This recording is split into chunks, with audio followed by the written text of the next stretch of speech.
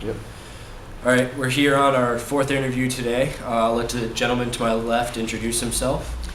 My name is John Ezell, 83 years of age, born in Alabama, What branch of the military did you serve? Navy, Air Force. Okay. Why did you originally join the service, and were you drafted? No, I was in the regular Navy. I was always around sailors and stuff in and out around Mobile. So I always liked the Navy. How old were you when you joined? 17.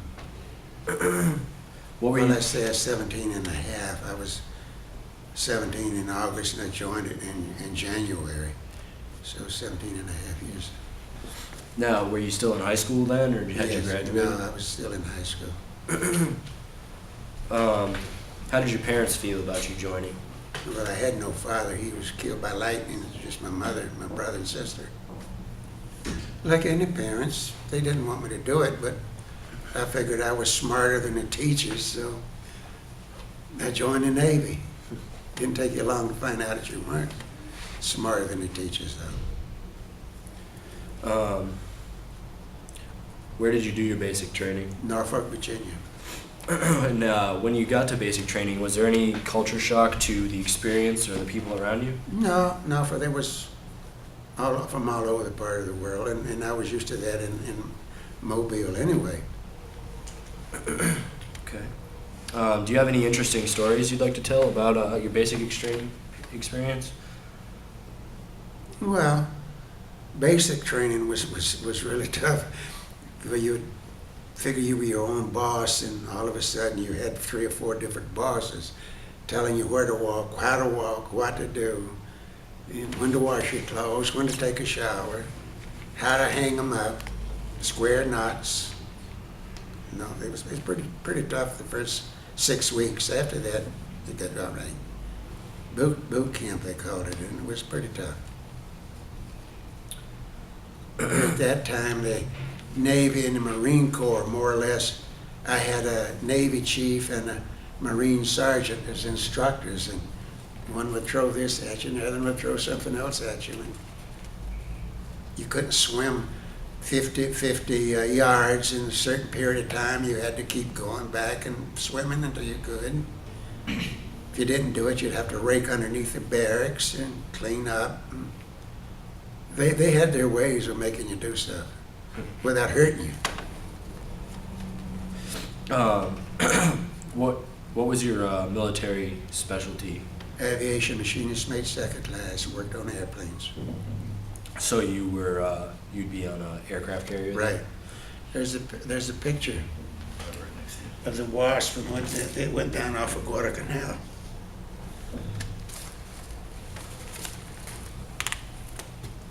Let me see that. Yeah. This is the first group on Guadalcanal, August the 7th, all dead.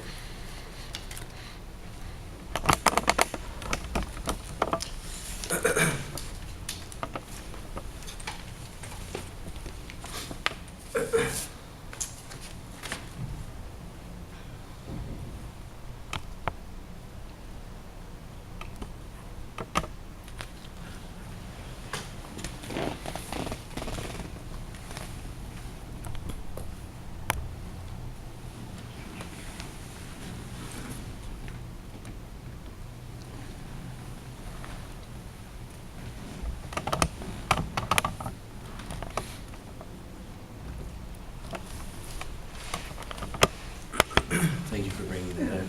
Are you okay to continue? Yeah, I'm fine. Okay.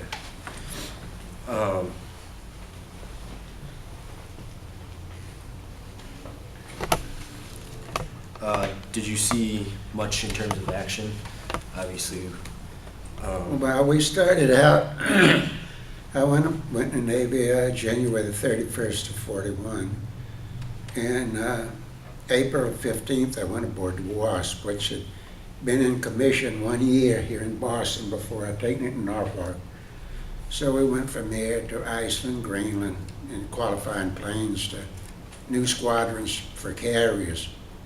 But we were getting a new squadron aboard. And then we went from there to Orkney Islands and off of Scotland to ferry planes from Glasgow, Scotland to the Malta. This was before the war broke out. 3 months before we went in war here, but we was already in war over there. And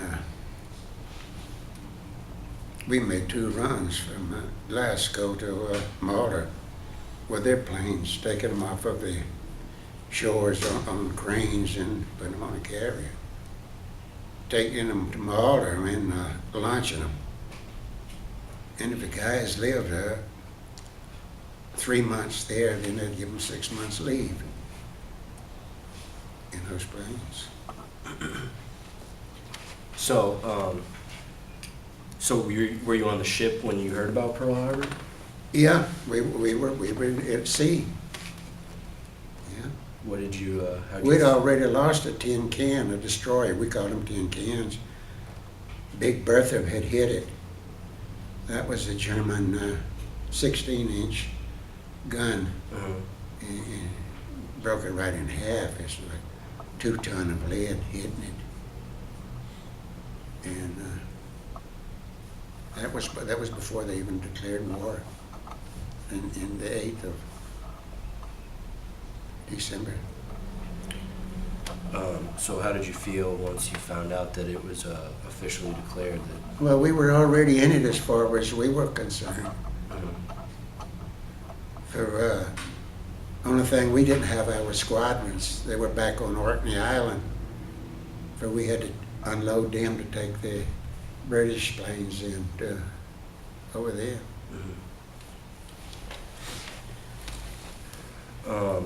So where did you start off with the war? Did you go head towards the Japanese islands, or did you start off in? Started off in Atlantic, ferrying planes, and then we wound up in December of '42. We went to the West Coast through the Panama Canal and all. And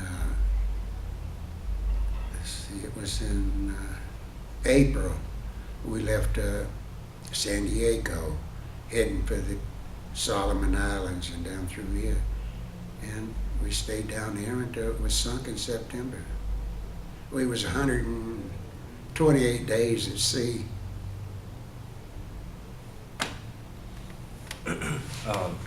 So through the war, did you start to feel hatred towards the Japanese or the Germans? No, well, there was nobody to hate, really. It was just a job you had to do. That's all it was. We were dying, they were dying. The only thing, I think, at that time, more of us were dying than there were of them. But we lost a lot of people.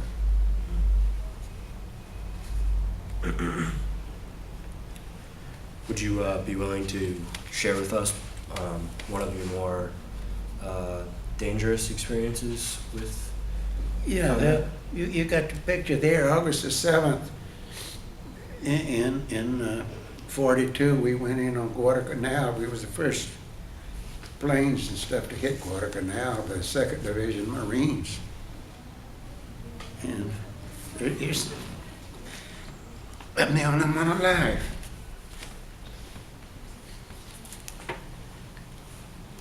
Do you want water? Do you want some water? No, thanks.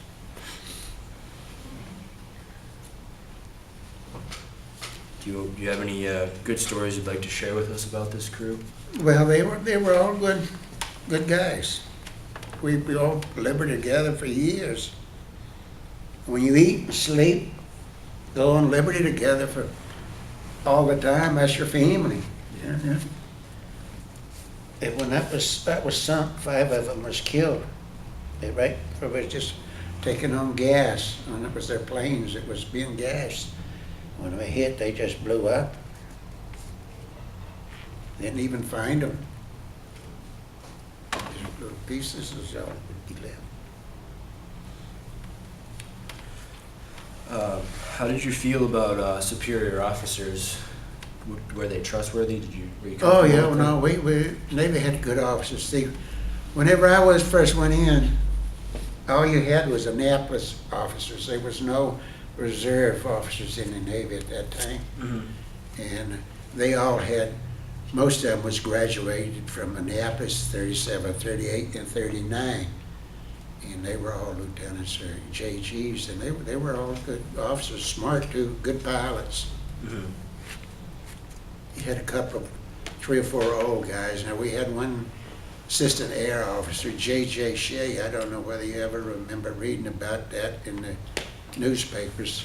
He wrote his son a letter if it was BC, from BC. I think they have a plaque in BC on J.J. Shea. And he had wrote a letter to his son about he didn't expect to come back, and 4 or 5 days later he was dead. So they put a plaque up at BC for him. And we had Blackjack Reeves was him and Mike Arnoldo, commander, was the first ones to ever fly across the Atlantic and land on carriers. On what? On aircraft carriers, Oh, the okay. 2 of them, yeah. Langley, they landed. Langley was just had a short flight deck. That was the first carrier the Navy ever had, was the Langley. Were carriers new in World War II? Or were they around before that? Yes, they were. You had the Ranger Ranger was the oldest carrier at the time in the fleet, and there had been 4 or 5 Wasps. I think altogether now there's 7. They got one new one out now. It's been out about 7 years. It's a short flight deck, like for seaplanes and stuff, you know. But overall, the carriers didn't really. They had.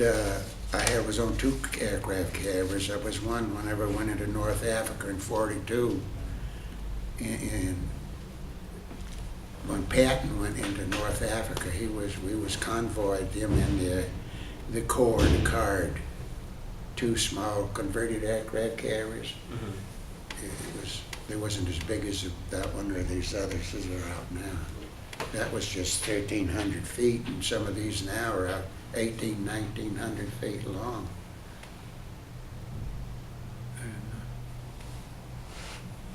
Put 3 football fields on them. Yeah, huge. Do you think the American public had any misconceptions about World War II? Not really, no. Every place you would go, outside of the service guys fighting amongst themselves, everybody was pretty good with each other. The Army didn't like the Navy. It's still that way. The Air Force didn't like the Army, and it was just one big get-together when they was there. Yeah. How would you, do you think the Allies handled the World War properly? Well, Japan, they were pretty dirty fighters. If we had a pilot bail out, they'd shoot him in a parachute. We wouldn't do that. Right down by you, there we go. Nothing you can do about it, just sit there and watch. When you got home, how'd you feel when you got home? Well, I had been in the States, I would say about 27 months at sea. The rest of the time I was in Florida, or Norfolk, Virginia, Sandpoint, Seattle, Honolulu for 3 months. And 5 years I was just at sea 27 months, which wasn't too bad. 17 on a Wasp. Well, it was 11 and a half months on the Corps. And at that time, they was forming all new squadrons. So I was transferred from the Corps to down here, Otis Air Force Base on the Cape, to to qualify planes to go aboard the Shangri-La. They had just was putting that in commission. VF-85, VB-4, VB-27 to go aboard that.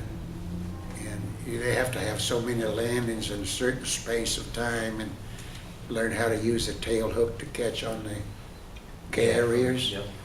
And you have to train them for that. And that's what I was doing down there. And I did that for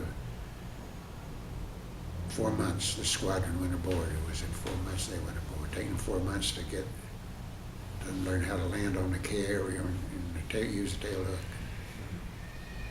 Is that how you ended up in this area?